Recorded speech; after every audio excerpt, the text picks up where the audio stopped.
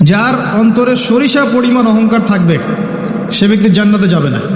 আর এই রিয়া এবং অহংকারের এক্সাম্পল প্রিয় নবী মুহাম্মদ সাল্লাল্লাহু আলাইহি ওয়াসাল্লাম এভাবে দিয়েছেন যে একটা অন্ধকার রাতে কালো পাথরের উপরে কালো পিঁপড়া যদি হেঁটে যায়, এটা যত সূক্ষ্ম, রিয়া এবং অহংকার ততই সূক্ষ্ম। নিজের অজান্তেই নিজের মধ্যে চলে আসবে, আপনি বুঝতে পারবেন না। যেটা আমরা ছেড়ে এসেছি 1400 বছর আগে, ওটাই ইসলাম।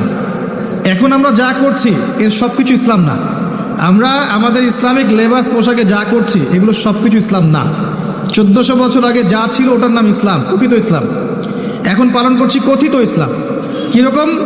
যেগুলো করতে ভালো লাগে সেগুলো করি, যেগুলো করতে সমস্যা হয় সেগুলো করি না।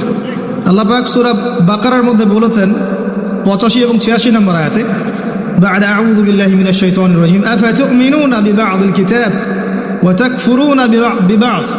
তবে কি তোমরা আল কোরআনের কিছু অংশকে মানো আর কিছু অংশকে মানো না?